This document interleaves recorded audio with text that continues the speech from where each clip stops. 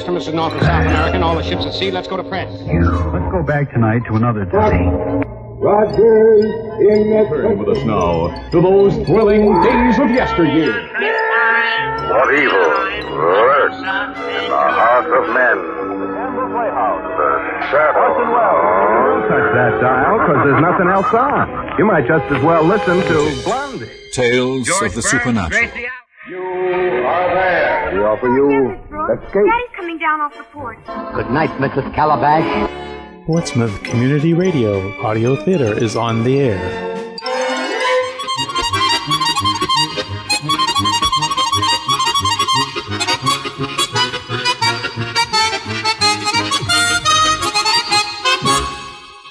And good evening and welcome to Portsmouth Community Radio's Audio Theater. My name is John Lovering and it's my pleasure to be your host for our weekly 2-hour voyage into the realm of the theater of the radio. The art of creating images in the minds of listeners using only voices, sound effects, and music. But oh, what magic our radio stars, sound effects engineers, and musicians can weave with their talents. Tonight, our feature program is a live broadcast as we recreate a very funny November 11th, 1946 Life of Riley episode entitled Medical Advice from a Horse Doctor. William Bendix was the most popular and most associated actor with the radio and television character Chester A. Riley. He was a wing riveter in the fictitious Cunningham aircraft plant in California in the mid-1940s to 1958. Bendix's role as Riley began on ABC in January of 1944 and moved to NBC in September of 1945, where it remained until June of 1951. Now, the concept of the show, Life of Riley, was actually developed by one of the Marx brothers, Gummo Marx. He was a non-performing Marx brother, but he came up with the idea for the show, and he expected his brother Groucho Marx to star as Riley. But test performances did not go over very well with audiences. Groucho simply did not fit the image people had of what a factory worker, Chester A. Riley, should look like and sound like. The radio program was extremely popular, and William Bendix really was Riley. He looked the part. It was always said he looked 58. And in fact, he died at the age of 58 in real life, which was sort of interesting, little anecdote information there. He lived with his wife, Peg, his daughter, Babs, and his son, Junior. And his next-door neighbor and best friend was Jim Gillis, and his wife was Honeybee. Now, you no doubt have heard the term living the life of Riley.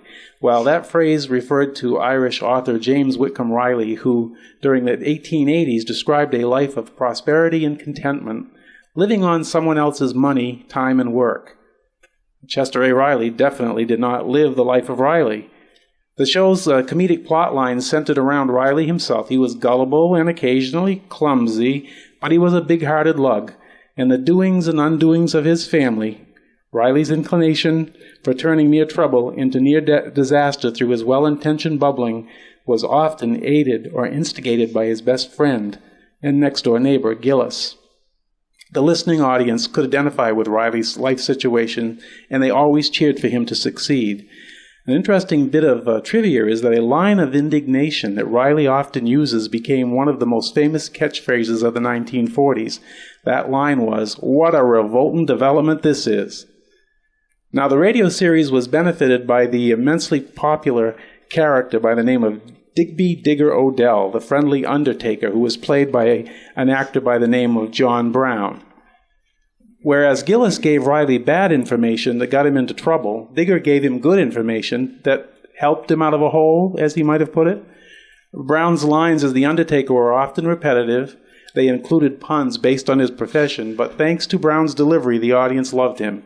And that was quite an achievement, because no show had ever used an undertaker to deliver funny lines. They just didn't seem to go well together, at least on paper. In October of 1949, The Life of Riley made its television debut. But William Bendix was under a contract to RKO General Pictures, and they would not allow him to appear on television. So Jackie Gleason played the original Riley on TV for 26 episodes, and then the show was canceled. Now, the reason why it was canceled was because the writers and producers could not come to a financial agreement to extend the series to a full 39 episodes. The second series of Riley began with Bendix in 1953. He was supported by Marjorie Reynolds as his wife Peg, Tom Andrea as Gillis, Gloria Blondell as Gillis's wife Honeybee, Lugene Sanders as daughter Babs, and Wesley Morgan as son Junior.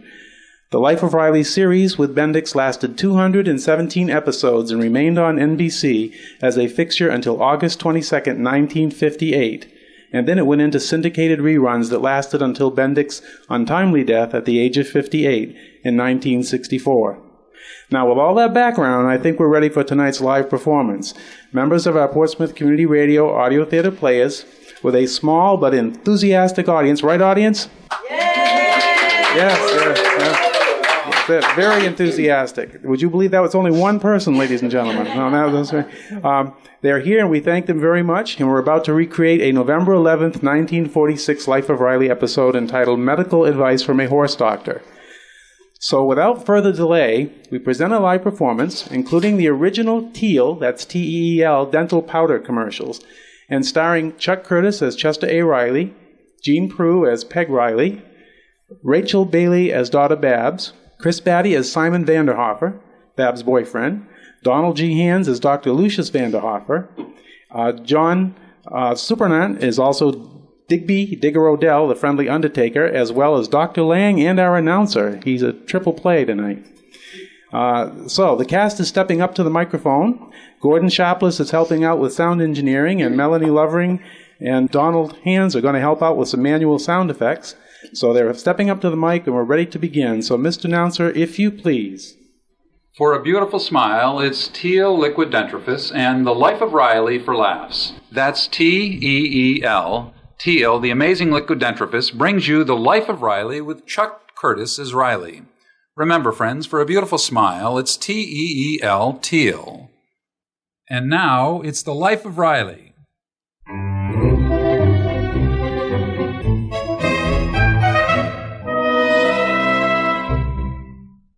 The other day, our hero, Chester A. Riley, tried to prove to his wife that he was still as athletic as ever, so he decided to hurdle a fence, a low fence.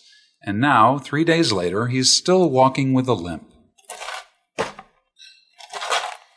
Oh, can't you walk a little faster, Riley? It's late. Take it easy, Peg. I can't keep up with you. Don't forget, I got a gamey leg. Well, it serves you right, jumping over fences at your age. What do you mean, my age? I'm only 38. 38?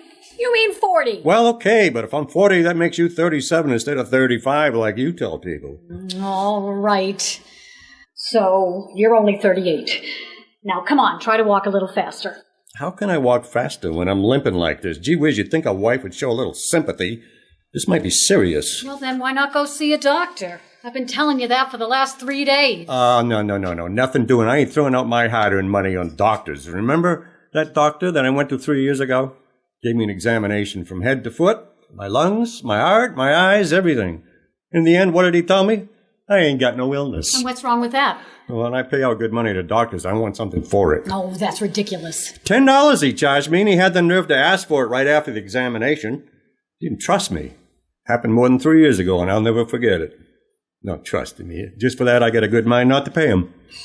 You're just like a lot of other people. You always want to get medical advice without paying for it. No. That ain't it. That's not it at all. Just don't believe in doctors. As far as I'm concerned, Hey, ain't that Dr. Lang coming this way? You know, the one who just moved in on our block? Oh, yes, that's him. They say he's a wonderful doctor. He is, huh? Why, good evening, Dr. Lang. Oh, good evening, Mr. Riley, Mrs. Riley. Lovely night. Oh, yes, isn't it? Yes, well, good night. By the way, Doc, there's something I wanted to ask you. Yes? I jumped over a fence and, I hurt my leg. Of course, it's nothing. Your really leg, pains you? Yeah. Kind of a shooting pain? Yeah, that's right. And there's a slight swelling around the joint? Yeah, that's right. What do you think I ought to do? Well, there's only one thing I can suggest. Yeah? Come and see me in my office tomorrow. Goodbye. How do you like that? What a cheapskate. I can't stand that type. Crazy for $1. I ought to report him to the Medical Association. What for? For not giving you free advice on the street? You ought to be ashamed of He's yourself. the one that ought to be ashamed of himself. After all, he took a vow to helping suffering humanity, didn't he? Well, yes, but that doesn't mean that... Well, I got a good mind to report him for breaking the oath of the hypocrites. Oh, you're talking nonsense. Come on, let's go home. Okay, but mark my words. These doctors, they, hey, look. What now? Well, look outside of our house. It's been an accident. Look at that wrecked car. That's not a wreck. That's Simon Vanderhuffer's jalopy. He and Babs had a date tonight. I thought I told you I don't want that no-good loafer going around with Babs. Oh, Riley, Simon's a nice boy. Yeah, some boy. 21 years old and he still chews bubblegum. Oh, so what if he likes bubblegum? Well, they don't have to keep mooching it from me. And he's not a loafer. He's still studying. He's taken up entomology. Into what? Entomology. He's studying all about insects. Oh, well, that accounts for the ants that I seen last night. He's got to stop doing his homework in our kitchen. And I tell you, he's got to stop seeing our Babs. Now be sensible. Suppose Babs does like Simon a little. That isn't a catastrophe. Well, that's what you say. You once started off liking me a little. Now we're married. What are you talking about? Do you know what catastrophe means? That's beside the point. Once and for all, they're not on the porch. Look. So they're probably in the house. Well, that's just it. Simon's in the house with Babs. Alone. Well, suppose they are alone. What of it? Well, I can see you never been a boy. Riley, now don't be an old fogey. When you were courting me, my father left us alone in the living room because he understood young people. He saw eye to eye with the younger generation. Listen, the only time that I ever saw eye to eye with your father was through a keyhole. Come on, I want to hear what they're saying. Riley, I won't have you eavesdropping. It ain't eavesdropping. I got a right to stand on my own porch with my own ear to my own door. After all, I pay rent on that porch and I own my ear free and clear.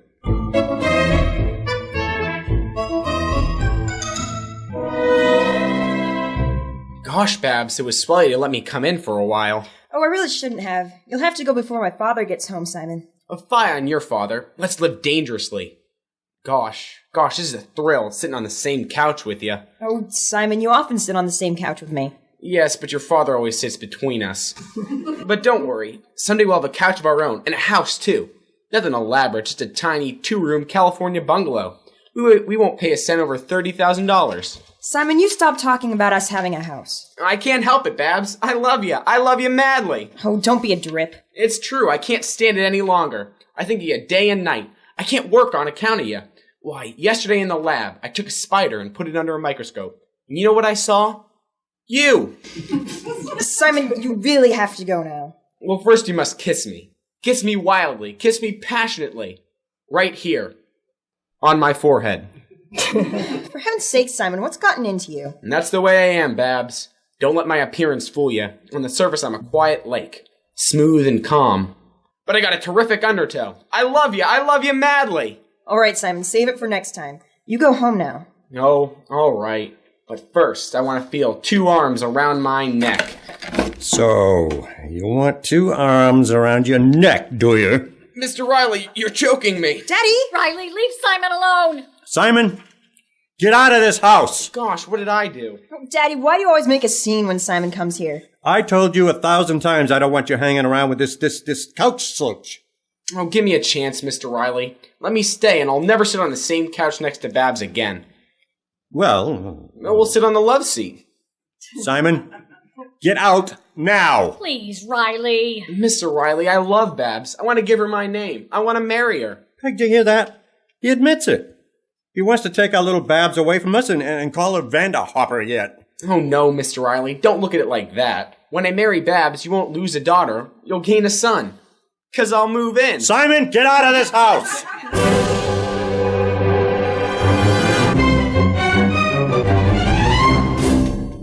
But Daddy, I promised Simon. Babs, I said you can't see Simon, and that's final. My head's made up. Now stop pestering me. This leg of mine's giving me enough trouble. Oh, Riley, I've got to go to that meeting now. Here's another hot compress. Oh, thanks, Dumpling, but it won't do any good now. Well, then, for heaven's sakes, go see a doctor. No doctors. I'm letting nature cure me. Nature's the best doctor. Besides, nature don't send you a bill. Daddy, please let me go. Simon got 2 tickets for the football game tonight, and they're so hard to get. Ah, so it's a football game, huh? That settles it. No daughter of mine's going to no football game. I see what goes on at those games. More huddles in the grandstands than there is on the field. I think you're unfair. Unfair? Me? Nobody can say I'm undemocratic. I say you can't go, but willing to have your mother vote too. It's up to you, Peg. I think she ought to go with Simon. In that case, I only get one alternative. I'm using my veto. Mother! Oh, I'm sorry, Babs, dear. Well, I haven't got time to stand here and argue. I'm late now. You'll have to try and settle this with your father. Try not to be late, everyone. All right. Daddy. No. If there's any boy except Simon. Oh, you're mean. Babs, darling, I'm only doing this for you. It isn't easy to be a father. Ask your mother. See, your father's like a dentist. He may hurt you when he pulls a tooth, but it's for your own good, and, well, that's why I don't want you going around with a cavity like Simon. Well, that's Simon now. What'll I tell him? Nothing. I'll do all I tell him. You sit here.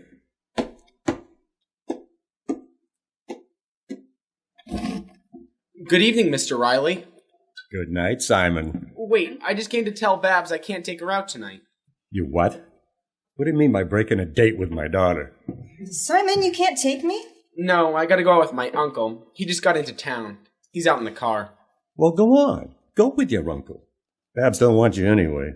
Simon, my boy, I couldn't help overhearing. I didn't know you had a date tonight. Now, I won't have you breaking it on my account. Oh, don't worry, he ain't. He's breaking it on my account. Uncle, this is Mr. Riley, and this is Miss Riley. And this is my uncle, Dr. Lucius Vanderhofer. Well, how do you do, Miss Riley? How do you do? Delighted to know you, sir. Did you say doctor? Yes, well, of course, I'm just... I'm glad to know you, doctor, and I'm happy to meet you. Thank you, sir. Now, may I offer a bit of advice? Advice? For free?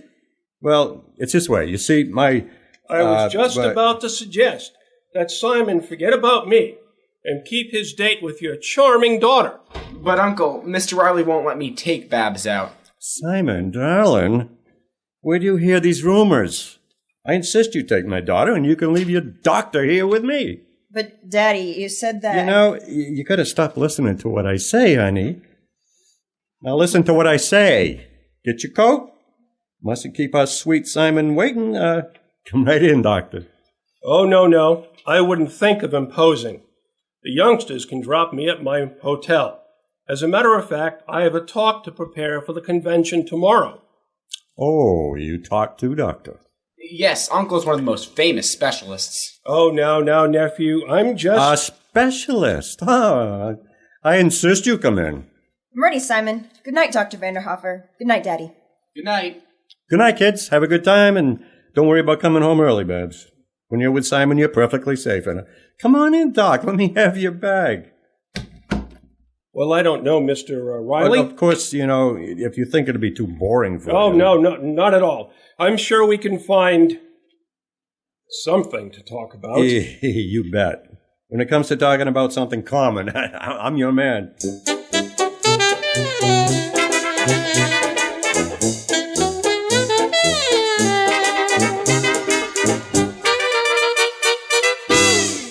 Gosh, Babs, your father sure took a liking to Uncle Lucius. I guess he was impressed when he found out he was a doctor. If I know Daddy, he's going to tell him all about that pain in his leg. Well, if he did, he'd be wasting his time. Oh, doesn't your uncle like to give people free advice?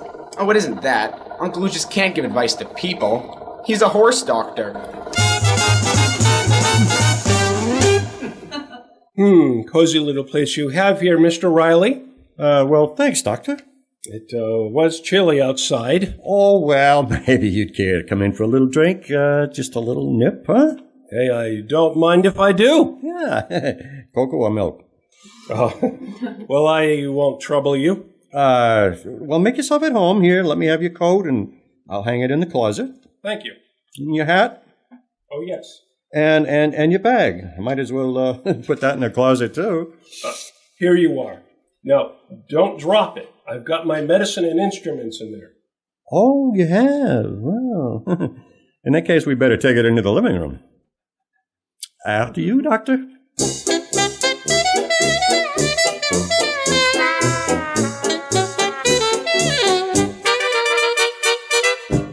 You're listening to WSCA-LP Portsmouth Community Radio 106.1 FM Portsmouth, New Hampshire, and the Portsmouth Community Radio Audio Theater Players live production of an episode of The Life of Riley entitled Medical Advice from a Horse Doctor. The original program, starring William Bendix as Chester A. Riley, was broadcast on November 11th, 1946. Now let's return for the conclusion of The Life of Riley on Portsmouth Community Radio's Audio Theater.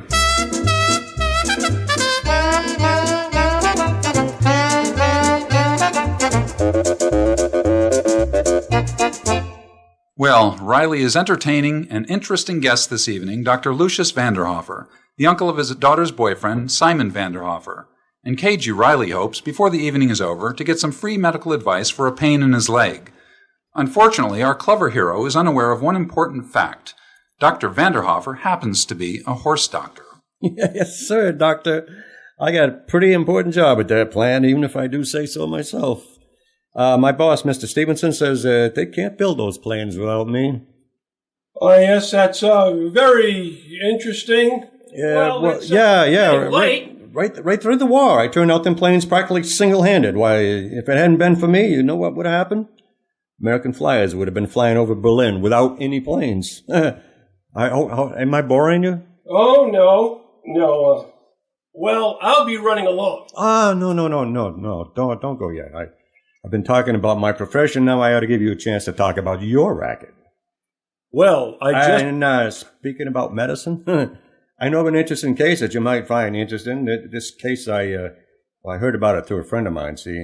Well, it began with a terrific in the pain in his right leg, right here. See, below the knee, and this swollen sort of thing. Sounds like rheumatism. Rheumatism. Yes, and well, unless there's a history of a blow. Yeah, that's it. The leg got hurt jumping over a high fence. Frisky creature, huh? Kind of frisky, I guess. Well, you can never tell what that type will do. Why, if you get too close to them, they're liable to kick you in the face. Well, I mean, this creature ain't that frisky. Interesting case, huh? Well, but I guess that there's a cure for it, huh? What do you say, Doctor? Nothing. Well, I don't want you to think I'm trying to get free advice. Oh, no. Don't worry about that.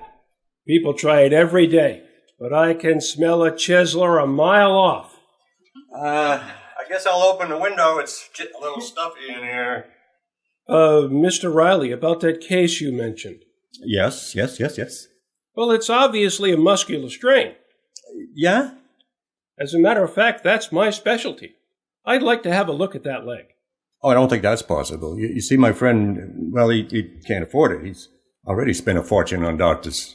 Oh, well, in that case, I wouldn't think of charging a fee. No fee? Well, gee, that's swell of you. No fee. Well, no wonder you're such a successful doctor. Hand me my bag, please. Oh, yeah, here it is. Lucky for me you had it with you. Now, first, here's a bottle of my specially prepared liniment. Have your friend apply that to the leg 3 times daily. Thanks, and this ought to do the trick, huh? Yes, but external treatment is not enough. Long years of experiment have shown me that a special diet and internal medication go a long way in speeding up muscular therapy. So, here is what I advise. Yes. Here's a box of pills, one to be given after each feeding. I got you. But the most important thing is diet, and I'll just jot it down right here. Yeah. Go ahead. A very simple diet, but it must be followed scrupulously. There you are. Oh, thanks, Doc. Thanks. I really appreciate this, especially the part about no fee. Believe me, I'm going to recommend you to all my friends. Oh, no. Forget it. I'm sure this will fix the leg. Yes, as a matter of fact, I had a similar case last week in Chicago. Well, as you were saying, Doc, it's getting late. Here's your bag. Good night.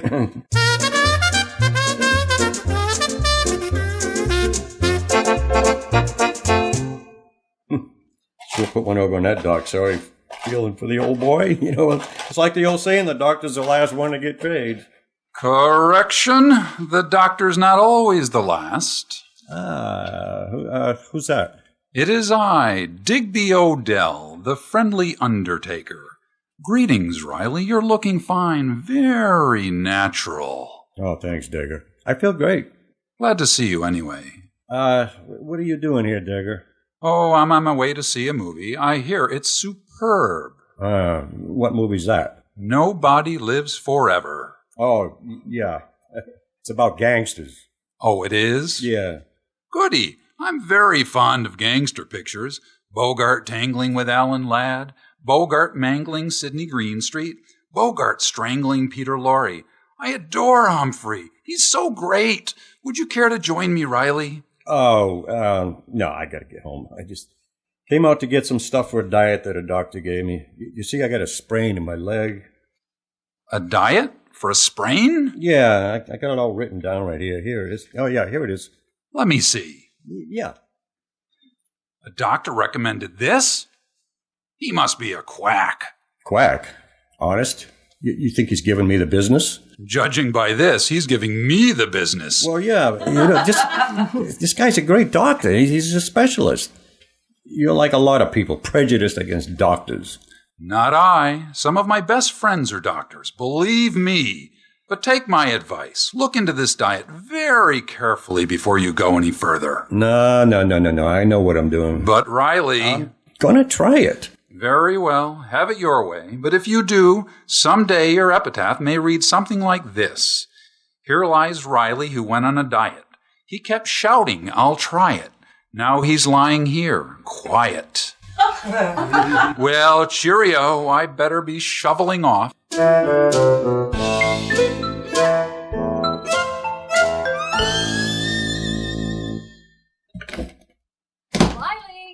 Riley, I'm home.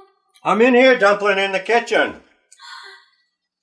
Oh, hello, dear. Riley, what are you eating? Oats. They're delicious. Have some.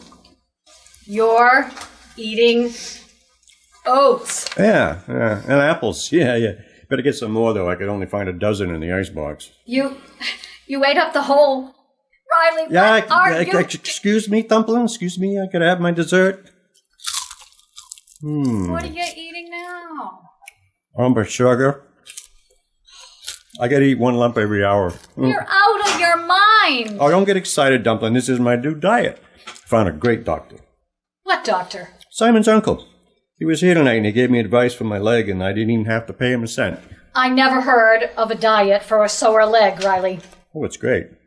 I guarantee you in 3 weeks I'll be as strong as a horse. But what can a diet do for a sore leg? He gave me some pills, too. In this box here. Look. Let me see those. Watch out, they're falling out. Oh. What are those? Why, they're pills. What do they look like? Golf balls? No, Peg. Be sensible. You asked me to be sensible? Look at you. Oats. A tin full of apple cores. Lump sugar.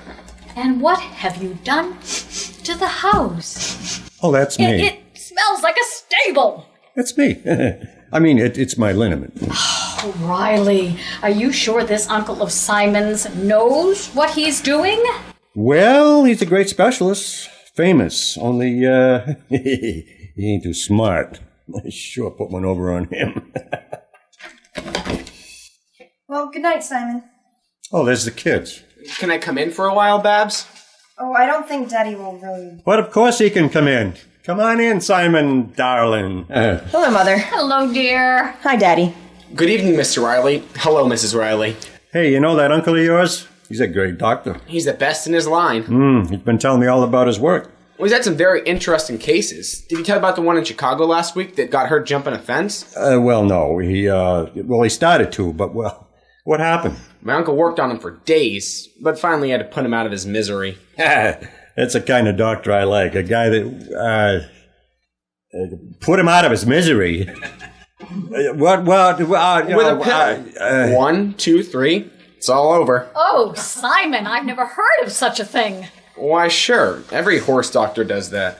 Horse doctor? Your uncle's a horse doctor? Why, sure. What a revolting development this is. Wait, Daddy, didn't you know? A horse doctor. Oh, Riley. And you thought you were smart. Well, Eating oats. I thought you'd, it wasn't, Simon, get out of this stable. Gee, what did I do? Get out before holy smoke, I almost forgot.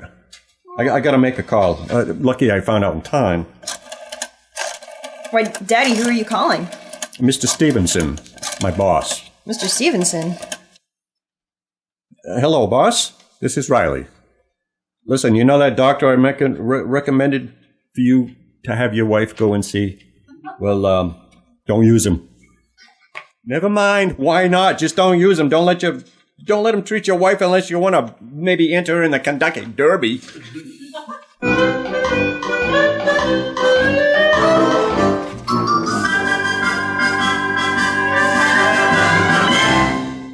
The Rileys will be back in half a minute. Sore gums mean one thing. You must avoid further gum irritation. Change from toothpaste or powder to Teal, the non-abrasive liquid dentifrice.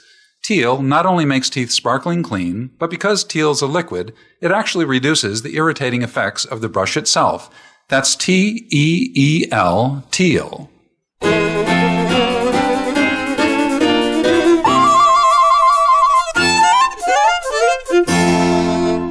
Yeah, Peg, I learned my lesson. Next time I want medical advice, I'm going to pay for it. After all, doctors got to live. Well, now you're showing some sense for a change. What's more, I'm going to pay up all our doctor bills that are outstanding, too. About time. Well, it don't do no harm to let them wait a while. I got all the bills right here. Dr. Jubilee, December 23rd, 1945. $28. Oh, that was for Junior's tonsils. Oh, well, here's another one. August 1943, $6. Okay, that was when you swallowed that fish bone. Oh, yes. Oh, here's one. June 1930. Dr. Bernstein. Balance $12. What was that for? That was when Babs was born. What? Peg, do you realize what this means? We still don't own Babs outright.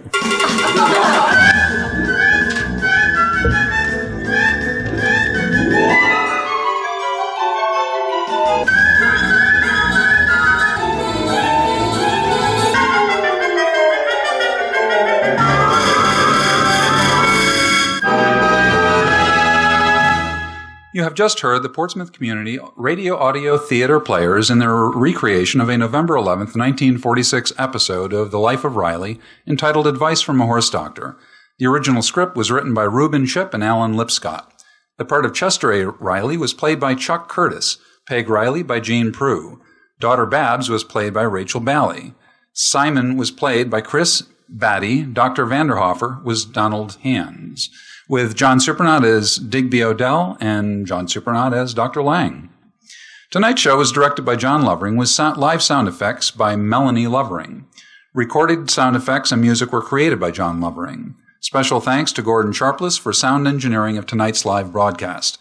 Portsmouth Community Radio is a 501c3 nonprofit organization whose operation depends primarily upon the financial support of our listeners and local businesses as members and underwriters. You may find out more information about becoming a member or underwriter at www.portsmouthcommunityradio.org. We thank you in advance for your support. On behalf of the cast and crew of the Portsmouth Community Radio Audio Theater Players, thank you for listening. Your announcer for tonight's program has been yours truly, John Supernott. Good evening, thank you for listening, and stay tuned for more audio theater on Portsmouth Community Radio.